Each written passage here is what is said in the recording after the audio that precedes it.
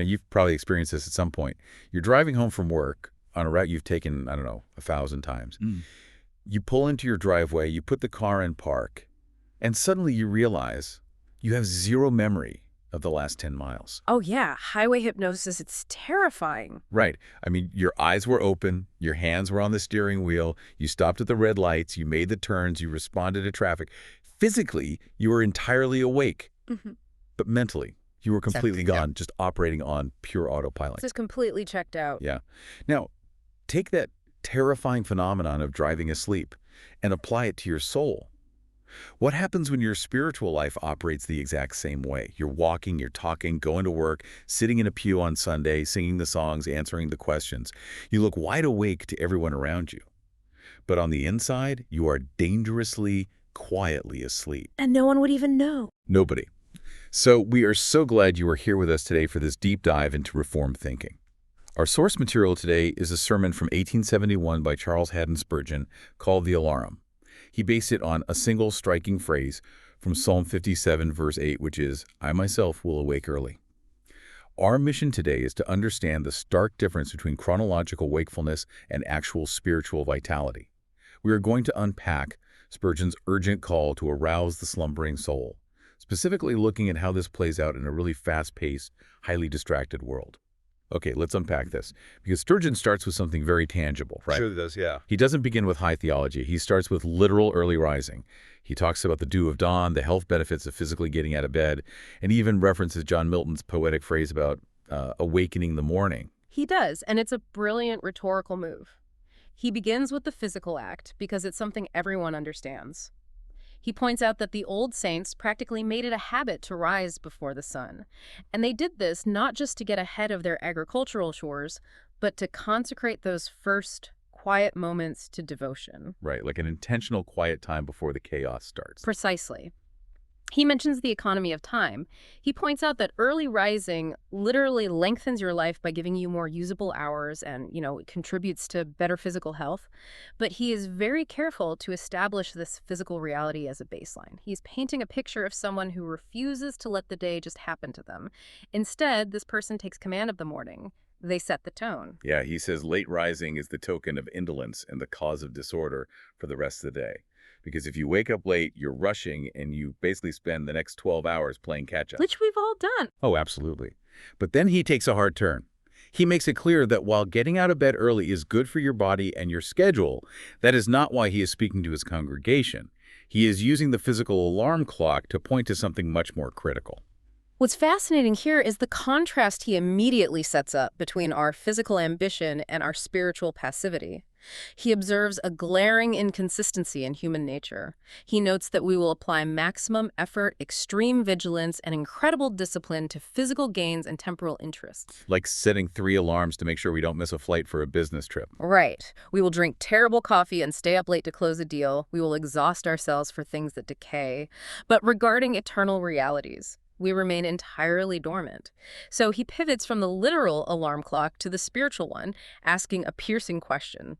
What does it mean if the faculties of a person's manhood are completely awake to the stock market, awake to politics, awake to their social standing, but completely asleep to God? Wow. That is such a conviction. And he uses this great historical comparison to illustrate the changing pace of the world. He talks about how years ago, affairs moved like a broad wheel wagon. Such a great image. It really is. Very heavy, very sleepy, leisurely. He jokes that the son of the snail had a chance to succeed back in those days, but then he describes his own era, and this is 1871, as the pushing times, where men almost fly. If a man wants to succeed in trade, he has to be wide awake.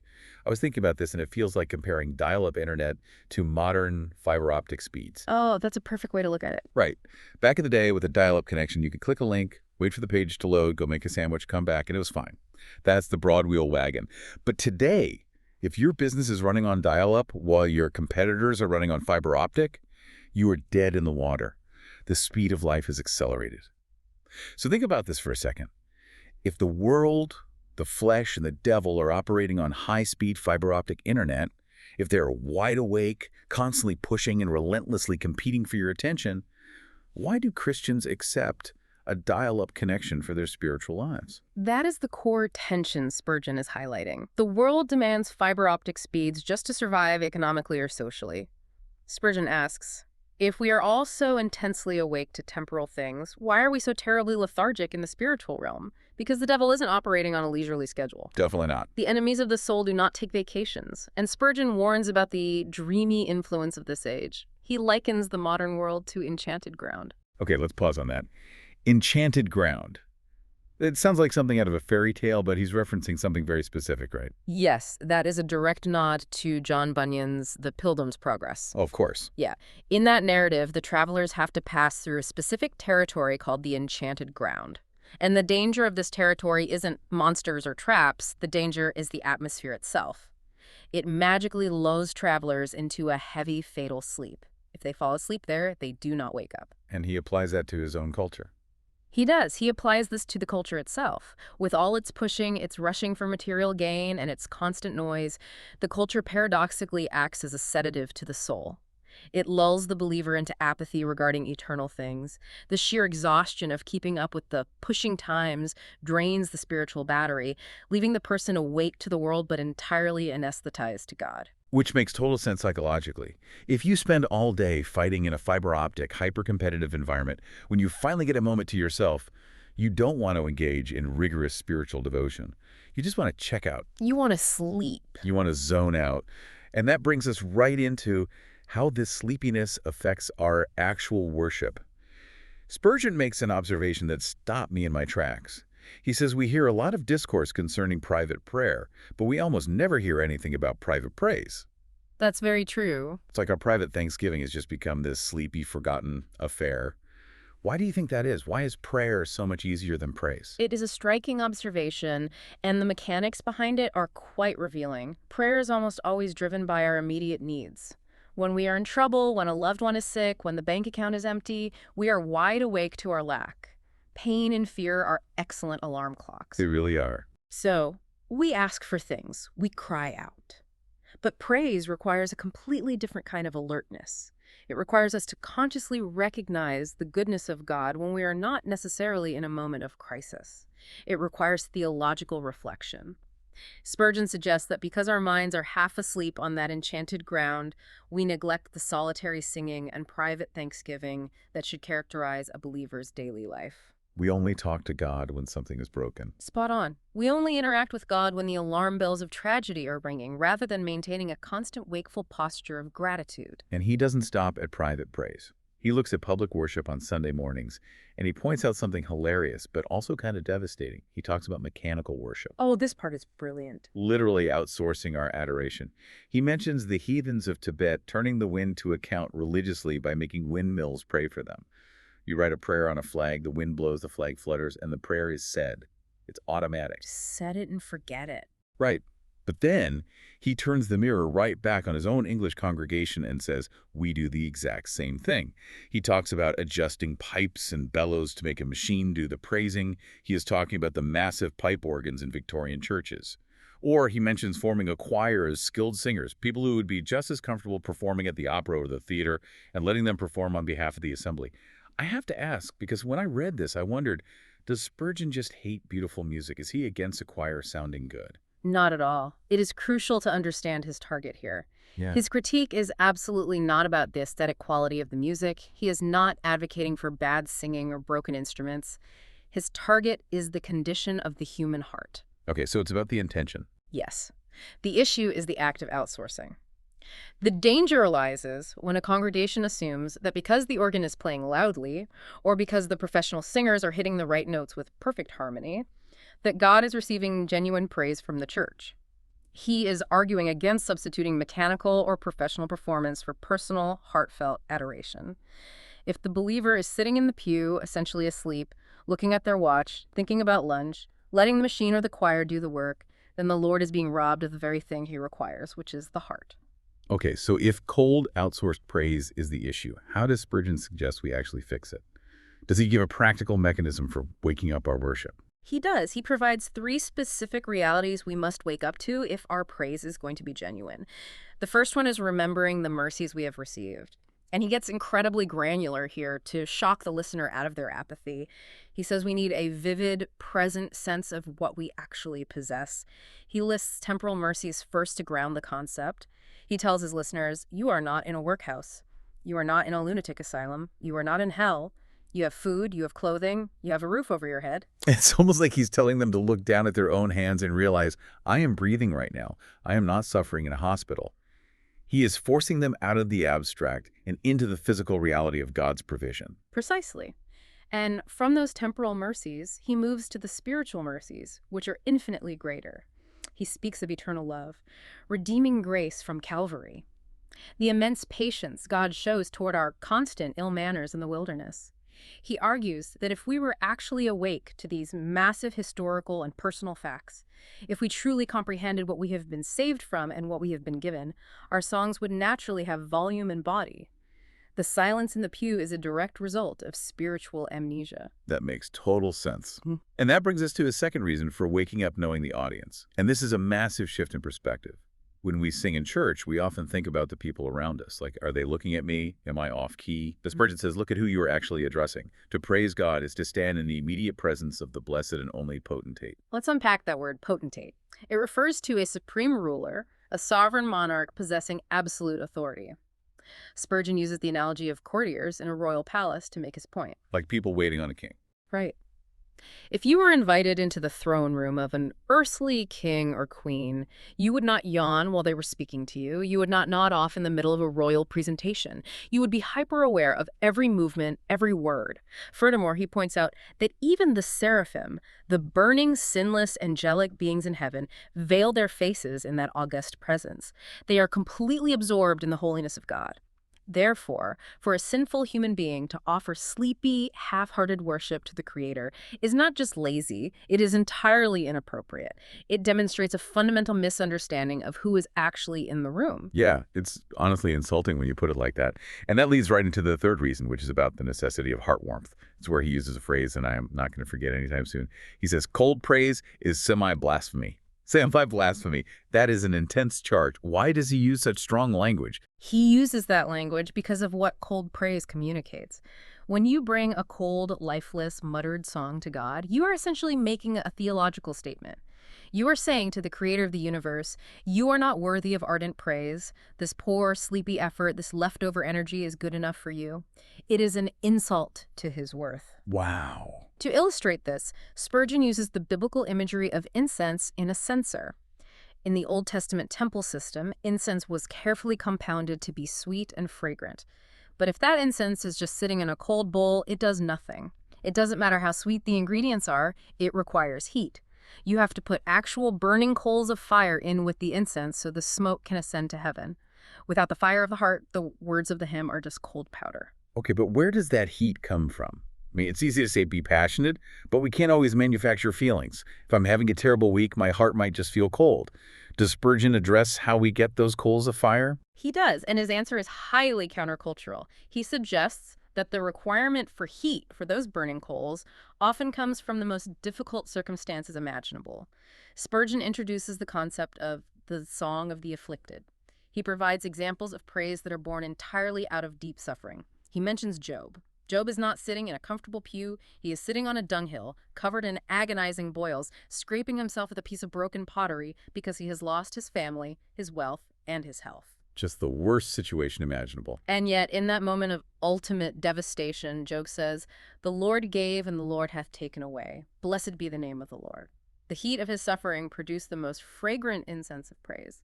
Spurgeon also mentions the three holy children, Shadrach, Meshach, and Abednego, singing inside the literal flames of the fiery furnace. He even brings up a fable, right? The old story about the nightingale. Yes. It was an old myth that the nightingale, a bird known for its beautiful song in the dark, would only sing its absolute sweetest music when a thorn was physically piercing its breast. Spurgeon uses this to show that comfort often lulls us to sleep, while the thorn wakes us up to sing. I don't want to pause there and just speak to you listening right now. Think about your own life. How do you respond to God during a financial pinch?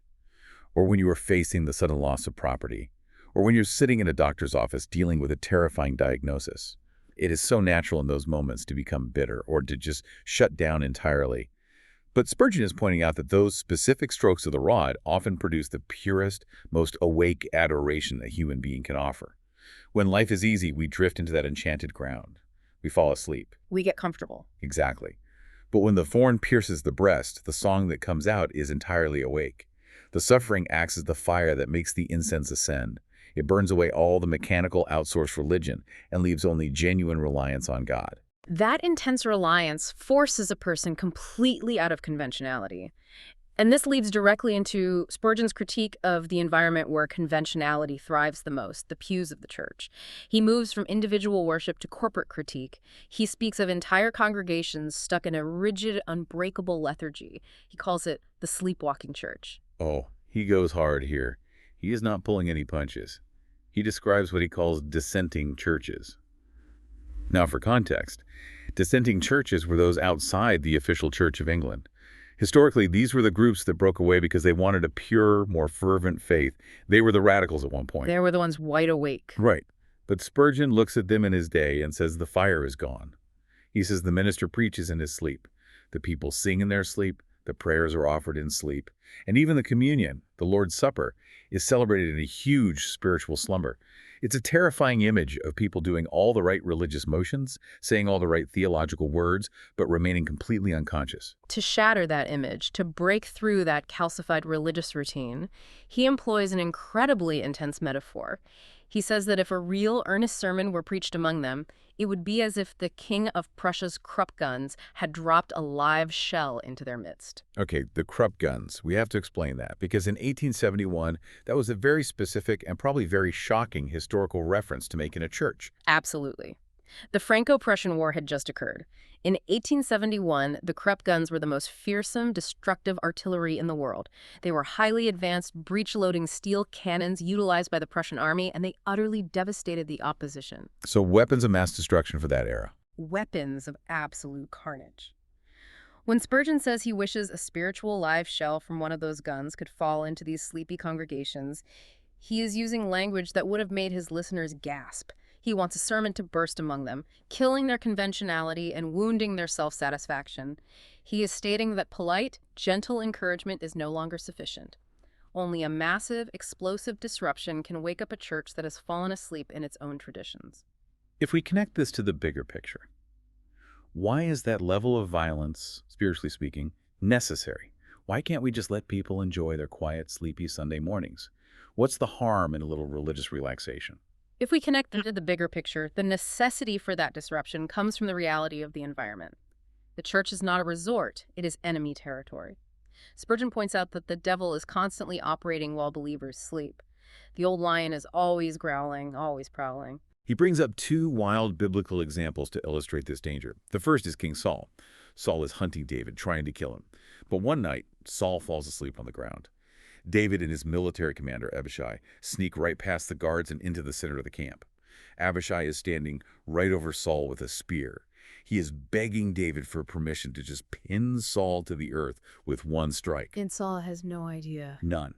Saul is completely oblivious, snoring away, while a lethal weapon is hovering inches from his chest. And then the second example, Samson.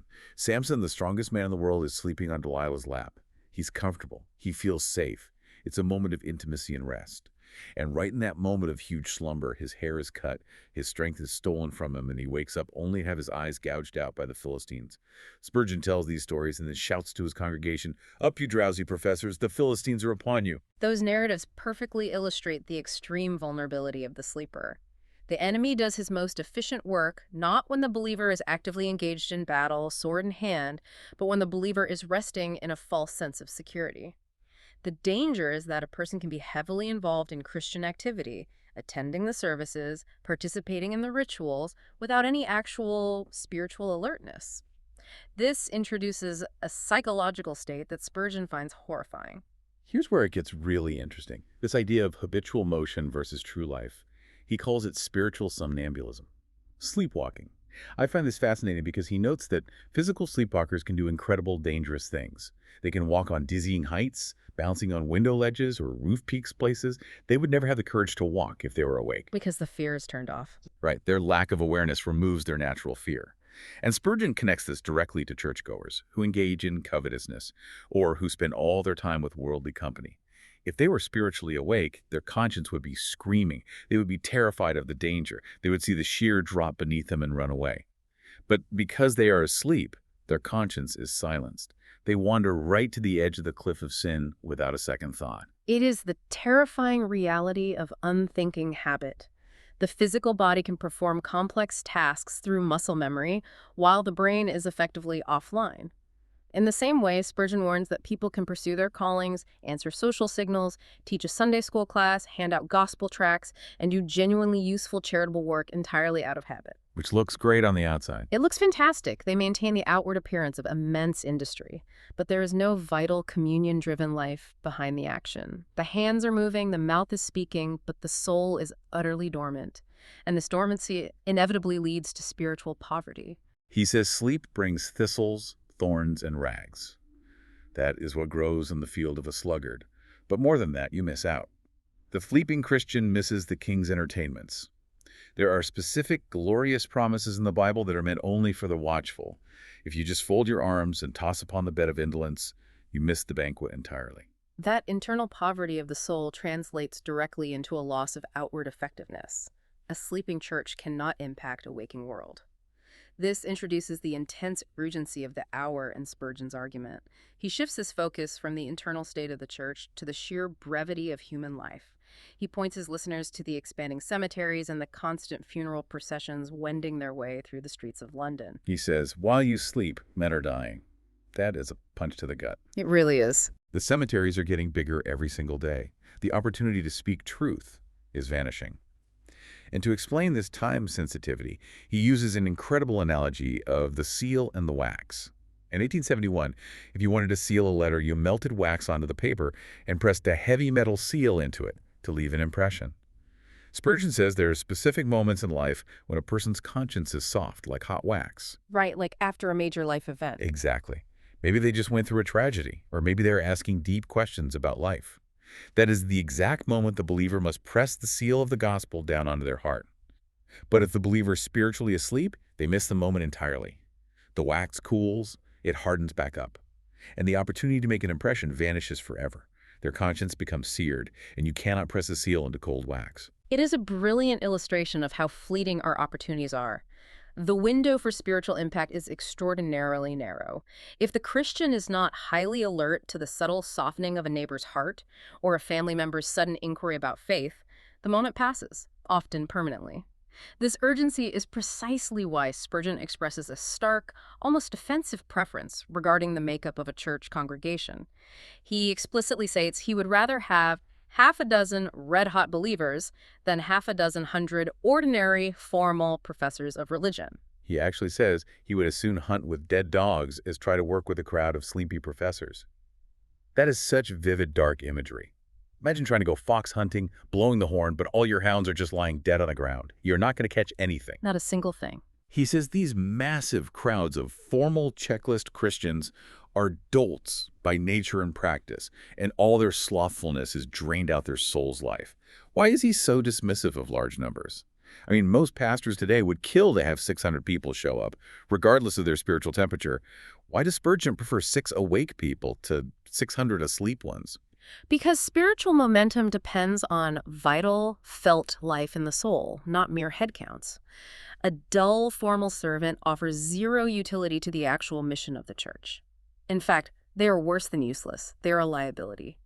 A large crowd of sleeping people create the illusion of strength where there is only lethargy. It makes the church think it is healthy simply because the building is full. A false sense of security. Yes, but 6 people who are fully awake, whose hearts are burning with conviction, who are deeply engaged with God in prayer, can impact a city far more effectively than 600 people who are just occupying space and answering signals out of habit.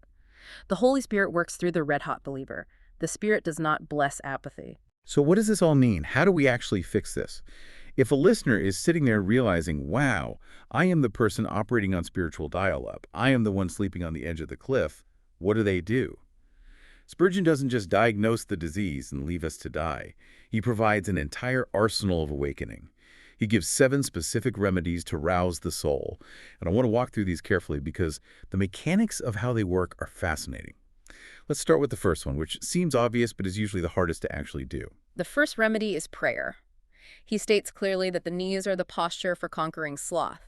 We cannot manufacture spiritual life on our own through sheer willpower. It must come from outside of us, from the source of all fresh springs. He instructs the listener to make it a point of direct transaction with God. Do not just pray, generally explicitly ask the Spirit to arouse you from the couch of indolence. Recognize your inability to wake yourself and ask for divine intervention. Okay, so after prayer, the second method is what he calls keeping a spiritual alarum, an internal alarm clock. But how does he define that? He says it is a tender conscience. And the way he describes it is brilliant. He says your conscience should be as quick as the apple of the eye. Think about the mechanics of the human eye. If a tiny speck of dust, something you can barely even see, gets near your eyelid instinctively snaps shut to protect it. It is hypersensitive. It reacts instantly. Right. Spurgeon says your conscience should be that sensitive to sin or to an opportunity to do good. When a temptation gets near, this internal alarm should ring loudly and immediately, not 10 minutes after you have already failed, not a week later when you feel guilty. It needs to ring the second the dust gets near the eye. Which leads to the third method involving external help. He calls this method the policeman, referring to an earnest minister.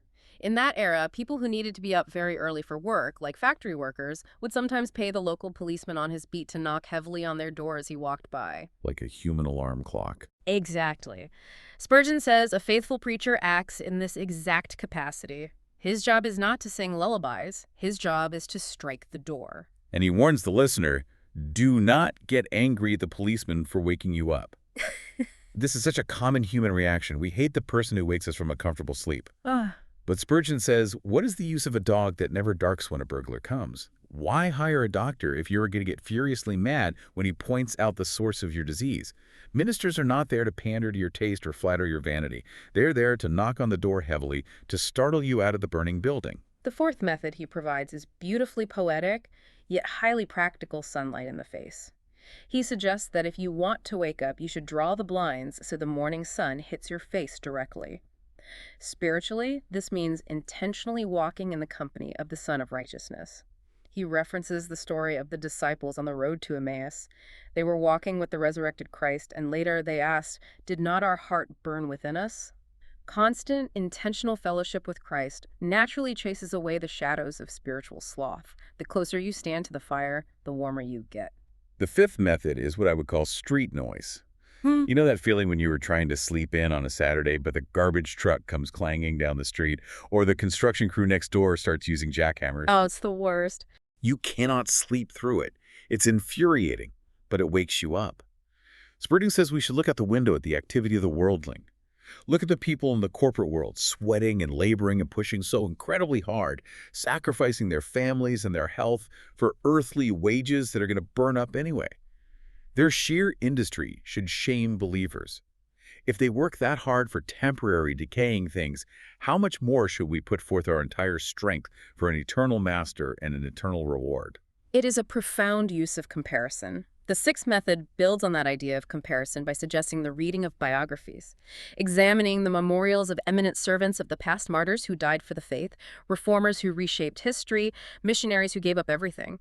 Spurgeon notes that reading about their lives makes him feel ashamed of his own dwarfish stature compared to those spiritual giants. I love that. He is basically saying, if you think you are doing great, if you are feeling pretty satisfied with your spiritual routine, go read about someone who is actually awake. It is a deliberate tactic to cure the pride of spiritual dwarfs. It shakes us out of our do-nothing complacency by showing us what a fully awakened human life can actually accomplish. And the seventh method is the ultimate, final wake-up call, the trumpet of the second coming. He points to the sudden, unexpected return of the bridegroom. He references the parable of the 10 virgins. "Behold, the bridegroom cometh, go ye out to meet him." That was the midnight cry that woke everyone when they all slumbered. We do not know the day or the hour of that event, so that imminent reality should keep our minds alert and our lamps trimmed. Living with the constant awareness that history has a culmination point prevents the believer from settling too comfortably into the present moment. Now, despite all these incredible methods, prayer, the tender conscience, the preaching, the sun, the street noise, the biographies, the second coming Spurgeon acknowledges a very frustrating human reality, the visceral reaction to being woken up. He brings in a joke by a guy named Sidney Smith to illustrate this. Sidney Smith was a preacher who joked about people sleeping in church. He said, "What good have I done today? The people who needed my rebukes slept right through them, and only the wakeful people heard me, and they didn't need the advice." That's the classic preacher's dilemma right there. It really is. The sluggard doesn't just sleep, he actively fights being woken up. When the alarm goes off, what do? We hit the snooze button, we say, a little more sleep, a little more slumber, and we roll over. We actually resent the person knocking at the door. Spurgeon pleads with the believer to resist that natural urge to hit the spiritual snooze button. When conviction hits, act on it immediately. Do not delay. Up to this point, Spurgeon has been speaking primarily to drowsy believers. But in the final section of the sermon, the tone shifts dramatically. He turns away from the sleeping Christian and addresses the completely unregenerate, unconverted sinner. He issues a final, chilling alarm. Chilling is the right word. He talks about the silent approach of justice. He says the feet of justice are shod with wool. Think about the terror of that image. Woolen shoes, you cannot hear them coming down the hallway. Complete silence. Right, there is no heavy boot step to warn you. The approach is completely silent, it is incredibly swift, and when the stroke finally falls, it will be overwhelming. You will be caught entirely unaware. This raises an important question regarding the mechanics of salvation.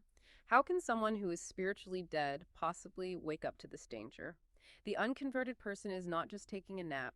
They are fundamentally insensible to their own peril. Their radar is broken. Spurgeon outlines how God sovereignly chooses to wake individuals from this state of death. He references the historical example of Augustine. Augustine was in a garden, living a wicked life, distressingly trapped in his sin, unable to free himself. He heard a child's voice from over a wall chanting, "Take, read, take, read." He opened the Bible, read a passage in Romans, and was instantly and miraculously awakened to his need for a savior. God used a seemingly random circumstance to sovereignly pierce his deafness. Sometimes God uses softer means, like a child's voice, but sometimes he uses incredibly painful awakenings. Spurgeon mentions a mother's deathbed, the grief of watching a parent die acting as a soul-saving sermon for a rebellious family, or a literal thunderclap that terrifies someone into realizing their own mortality, or a devastating financial loss. He says God will shake heaven and earth. He will cause immense pain sooner than let one of his elect perish in unfeeling security. The pain is a severe mercy. To drive this terrifying peril home, Spurgeon concludes the sermon with a highly distressing narrative. It is an illustration that encapsulates everything he has been arguing, the story of the Indian in the canoe. I want to spend some time on this because it is an epic piece of storytelling. He describes a Native American man in his boat on a great American river. The moorings that held the boat to the dock have broken. The man is sound asleep in the bottom of the canoe, and the current of the river has caught him. He is drifting rapidly, and just ahead of him is a massive, roaring cataract, a huge waterfall like Niagara Falls. The critical element of this narrative is not just the man in the boat. It is the people on the shore. The people on the riverbank see the man. They see the broken mooring. They see the waterfall. They comprehend the absolute certainty of his destruction. So they begin shouting. They run along the bank, waving their arms, raising alarms from all sides. But their vigilance, their panic, their wide-awake awareness of the danger is entirely useless to the sleeper unless he himself becomes aware of his peril. They cannot swim out to him. The current is too fast. The river speeds up. The canoe is moving faster and faster toward the edge. Finally, the shouting from the shore penetrates his sleep, and the man wakes up. He starts up, grabs his paddle, and tries to fight. He digs the paddle into the water. But the strength of the current is now gigantic. It is completely overwhelming. The time for paddling was a mile back up the river. He sprang upright. He fully realized his doom. His eyes were wide open in terror, and he disappeared over the falls. It's devastating. He perished not because he never woke up, but because he woke up too late. Spurgeon applies this to the unconverted soul. He says some people on their dying beds wake up just in time to see their danger, but not in time to escape it. They finally realize the truth of eternity, but the current of death is already pulling them over the edge. They're carried right over the cataract of judgment. So to you listening to this right now, if you are resting in a false peace, if you are treating the reality of God lightly, if you are drifting on the river of this culture, turn to the reconciling work of Christ right now. Do it before the water speeds up too much. Do it while the wax is still soft. It is a sobering, necessary call. The wrath of God and the reality of divine justice are not concepts to be smoothed over or ignored.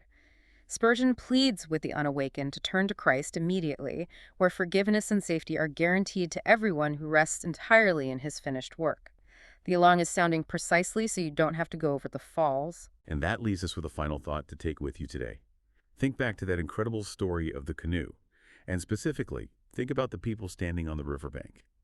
Every single day, you are occupying one of two positions. You are either the person asleep in the boat, drifting toward the falls, unaware of the danger ahead, or you are the person standing on the shore, watching it happen to your friends, your family, your co-workers. If you are awake, if you are safely on the shore, the question you have to answer today is, how loud are you willing to shout to wake the person drifting toward the drop? Thank you so much for joining us for this deep dive. Keep your spiritual alarms fully wound, and we will see you next time.